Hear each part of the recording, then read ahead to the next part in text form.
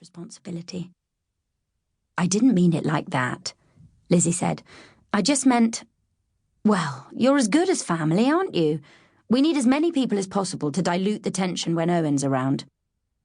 Tamsin nodded sagely. "I'll bring some rosemary oil. We can burn it to ease people's anxiety."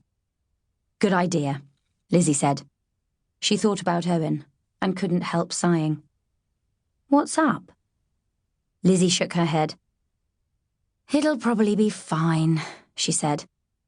"It's just that whenever my brother comes home, a drama happens. Mum never seems to accept this. She's just excited. But she must know. She must know that when Owen appears, there's a disaster. I sometimes think he does it deliberately. Just comes into our lives again, causes chaos, then disappears while the rest of us have to pick up the pieces."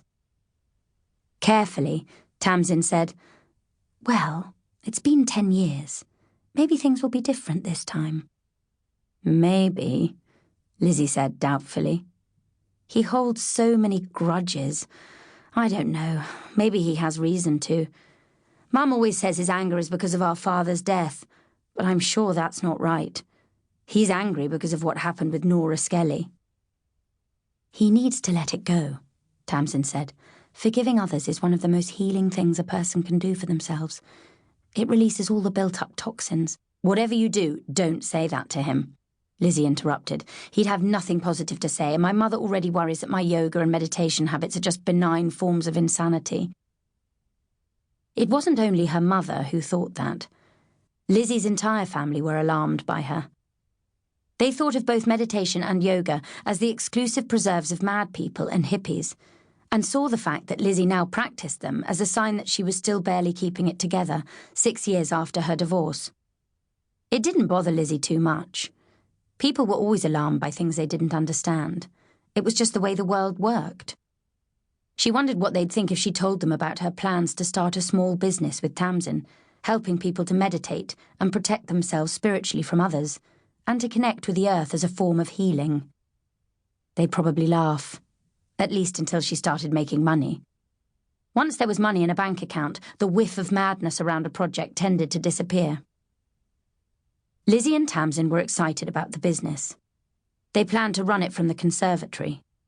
They'd talked their landlord into having the glass repaired, and they'd bought an indoor water feature and hung crystals from the ceiling and covered the floor with Indian rugs and meditation mats, so their clients could spend all day in one room, suffused in natural light and visualizing the peace of mountain streams.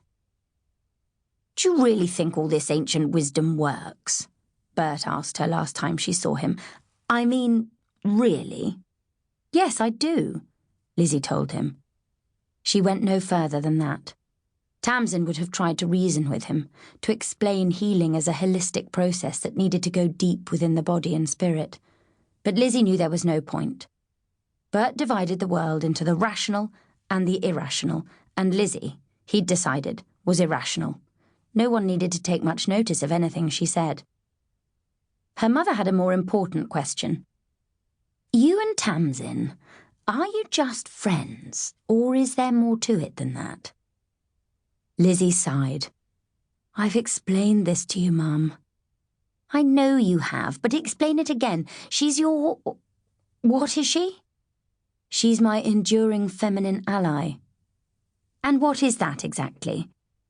"We see ourselves as each other's life partner. There is a deep connection between us, but the relationship is purely platonic.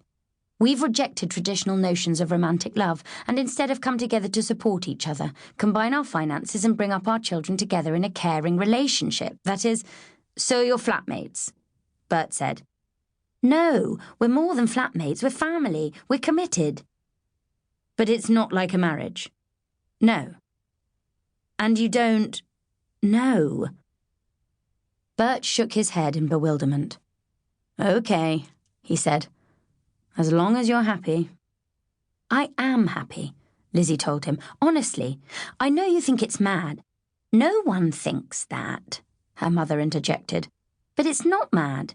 It's just different. I'm not interested in conventional romance anymore. I'm realizing that means I'm more at peace than I've ever been." Her parents didn't even try to conceal their skepticism. They saw in Lizzie's new life the tragedy of 2 hurt middle-aged women who'd given up on real...